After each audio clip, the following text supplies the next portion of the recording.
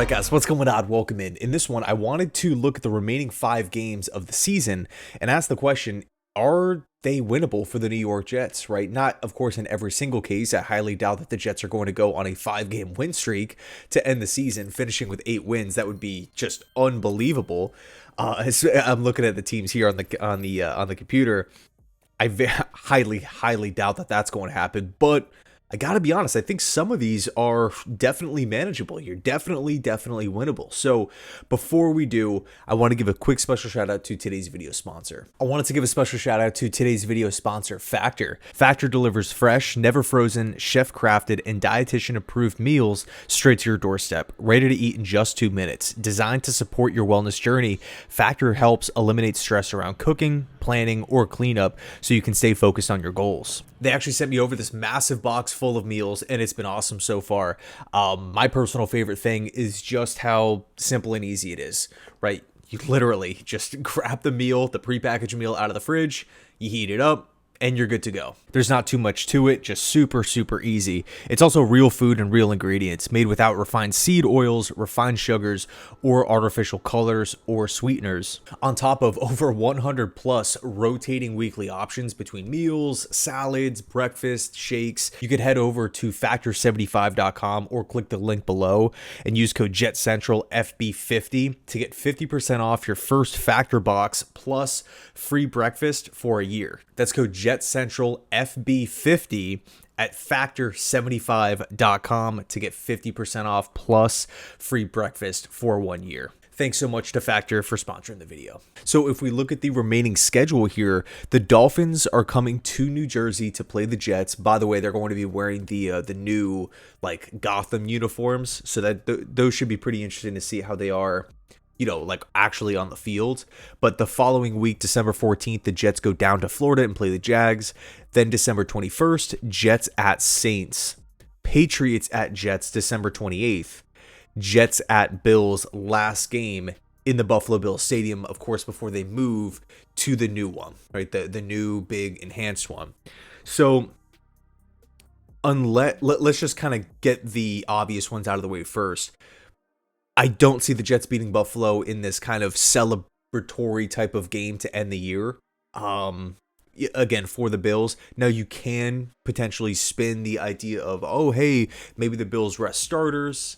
But just with how crowded the playoff picture looks, I just don't know if that's going to be an option for the Bills right now. It looks like with every single... I mean, this season is very weird. You feel like there's a bunch of teams that are in the playoff hunt, and then you feel like there's a bunch of teams that are vying for the 5th overall pick. You don't really have much of a middle ground. You know, think about like how many teams out there have been talked about picking top 5.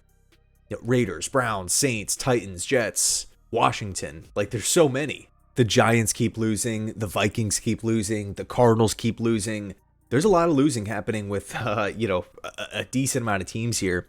But in any case, I just don't see the Jets going into Buffalo in that last week and being able to, knock them off unless they're resting.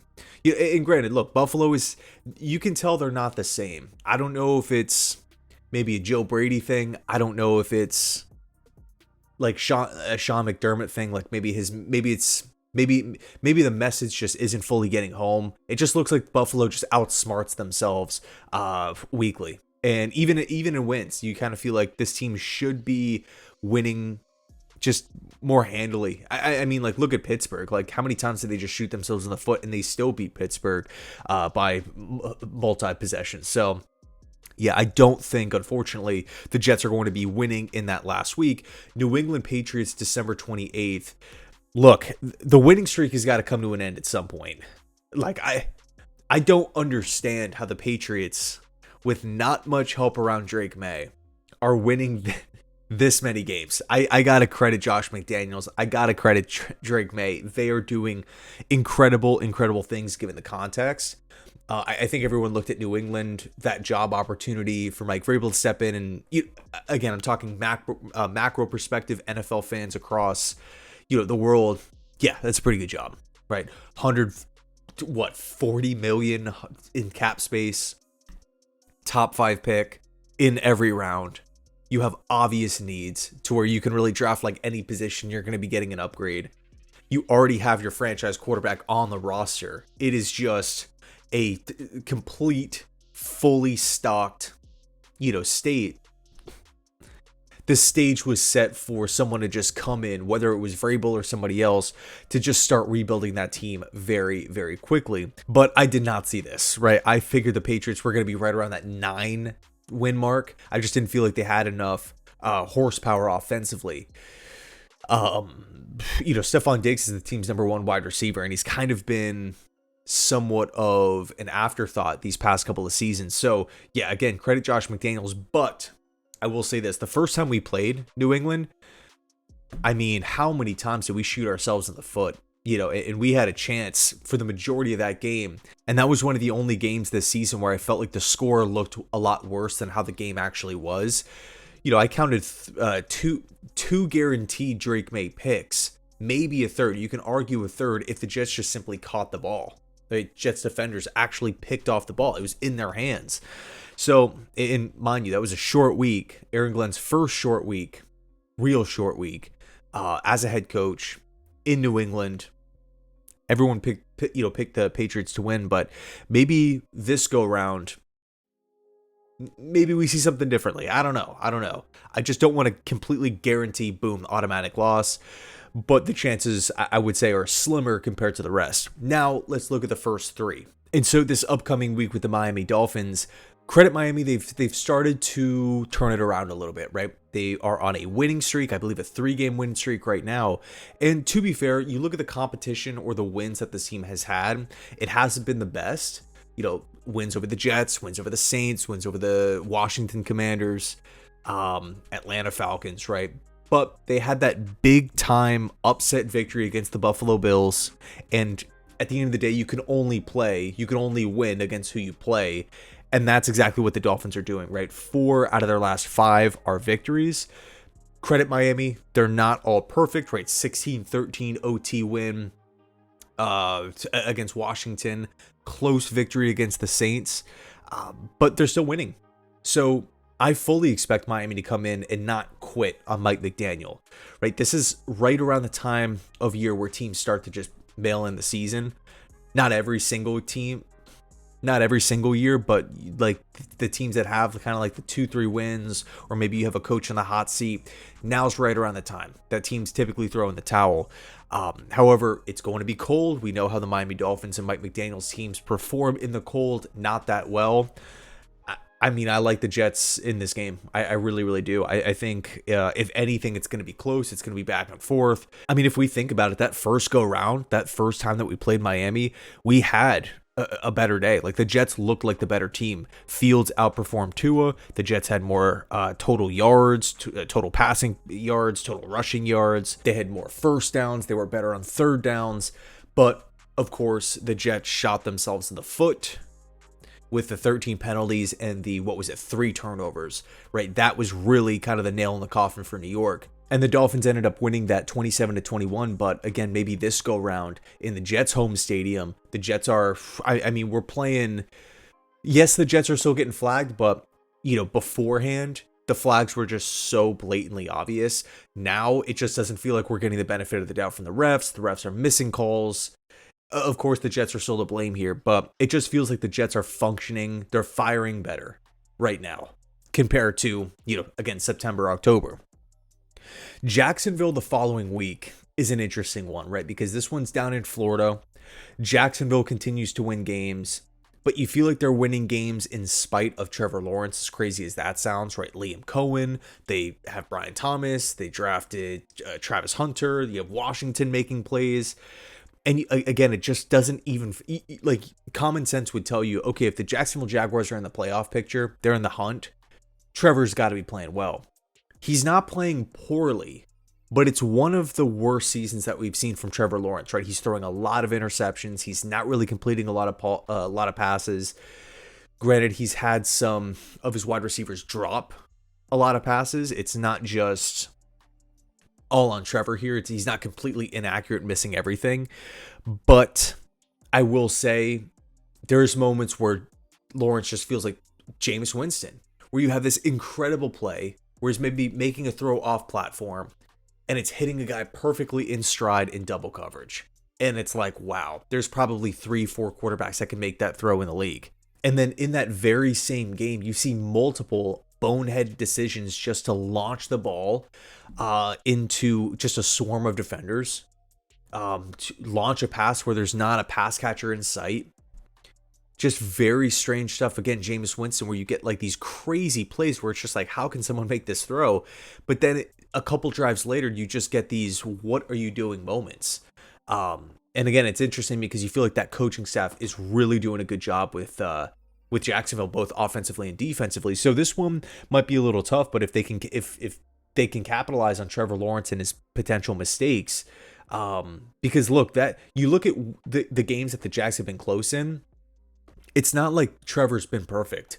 Like, there's a reason why some of these games are close. Like, look at the Arizona game. Like, that was a disaster for Lawrence, but ultimately Jacksonville was just the better team against Arizona, and they were able to pull away in that one, secure the win. So that game is going to be interesting. I feel like I'm still leaning Jacksonville, but it would not surprise me if the Jets, were to come out on top there in kind of this underdog, unforeseen victory. And then on December 21st, the Jets go down to the Superdome to play the Saints. Now, Tyler Shuck has been playing some better football as of late. It kind of feels like the Jets and the Saints are like brothers, right? They are in the pretty much the same situation, right, moving forward. Not necessarily like with cap space and stuff, but just, 2 year one head coaches stepping into their roles, Kellen Moore, Aaron Glenn. Overall, you feel like, coming into the season, they were a top heavy roster, but they lacked a lot of depth. Guys like Cam Jordan, Demario Davis, Alvin Kamara, Chris Olave, Rashid Shaheed, but the bulk of the roster is pretty thin, right? Where they have one injury and it's just like, okay, well, where do we go now? The bulk of the roster, I would say, is unproven. And so it's like everybody knew this. It was going to be an uphill battle for Kellen Moore this upcoming season, right? Same with Aaron Glenn, where you had a bunch of stars early on, the Quinnens, the Sauces, Brees, Garrett Wilson. But, when you start looking at kind of the grander scope of the roster, it's just like, whoa, we could very well be in a position where if one guy gets hurt, the whole room looks just completely devastated. And the Jets have done a really good job, really since the start of this season, at trying to maybe take some hits up at the top, right? So we don't have maybe as much star power to really replenish the back end of the roster.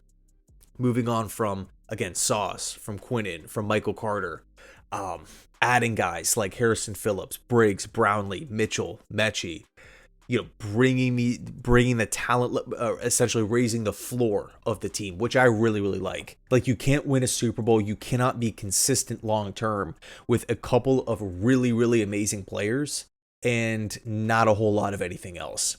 Good teams consistently make it to the playoffs. How do you become a good team? Make sure you have good players at a lot of positions. That's, I think, what the Jets are trying to do, right? You look at Aaron Glenn, where did he come from? Detroit, trying to build it up through the draft. You look at Darren Muji, where did he come from? Denver Broncos, draft, build, develop. So it feels like the Jets are operating in that same light. So again, this game should be interesting. A battle of brothers here, because look, the Jets were not on the same page as Chicago, right? Chicago is listed as like the number one landing destination of every job this offseason. Number 2, New England Patriots. Bears, Patriots, Bears, Patriots. Those were the top 2. And then you started to see the other teams in the fold. But typically you saw the Jets and the Saints were last on a lot of these lists. So this should be an interesting, entertaining, fun game where maybe you don't really feel like it has like massive ramifications, but it's just a couple of young teams going at it, a couple of young coaches going at it. Not, I don't want to say, oh, it's a scrimmage game. Oh, it's like a preseason game. No, but I think this is, one of those rare opportunities where two long-term rebuilding teams are going head-to-head late into the season, where you kind of feel like the Saints have had a lot of games under their belt, the Jets have had a lot of games under their belt, and now they get to clash, and we can see what happens. So, yeah, Dolphins, Jags, Saints, in my opinion, all winnable games. I don't really think we can knock off the Bills, just me being honest, unless, of course, they maybe like rest some guys. But that Patriots game, I still feel like New England's probably going to get it, but I would not be surprised if the Jets actually pull away in that one, right? New England's been in a lot of close games, a lot of close games. To me, I just cannot continue to see the Patriots just winning every single week. No questions asked, just boom, boom, boom. I just could not see the Patriots as a 15-2, because they have their bye week loaded in here. A 15-2 team.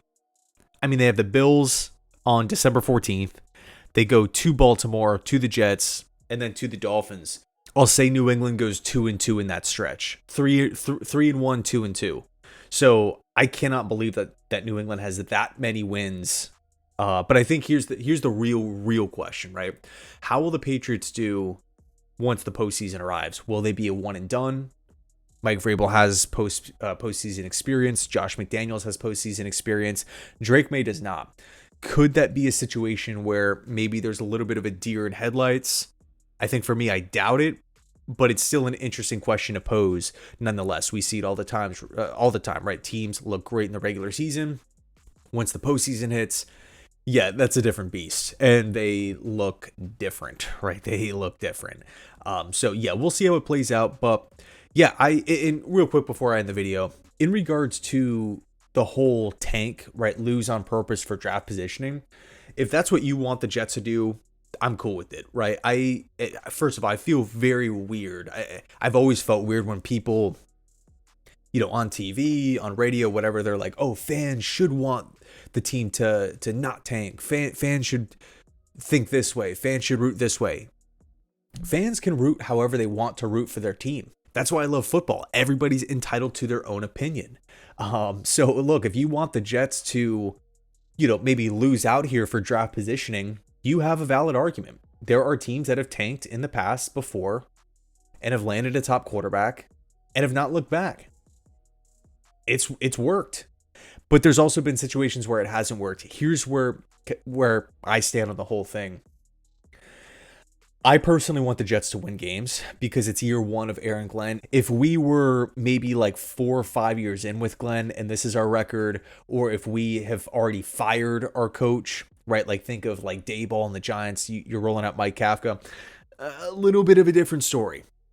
Kevin Stefanski, Cleveland, a little bit of a different story. But if you are the Saints, if you're the Jets, right, 2 young year one coaches that it's imperative, hey, we have to turn these things around. We have to instill the culture here.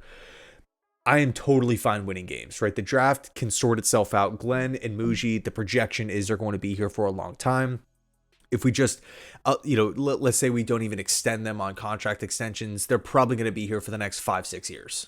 So yes, of course, having a top draft pick is such a damn luxury.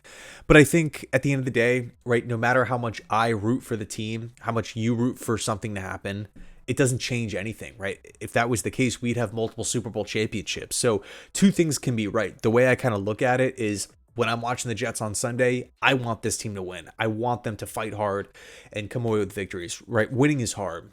Losing takes a toll.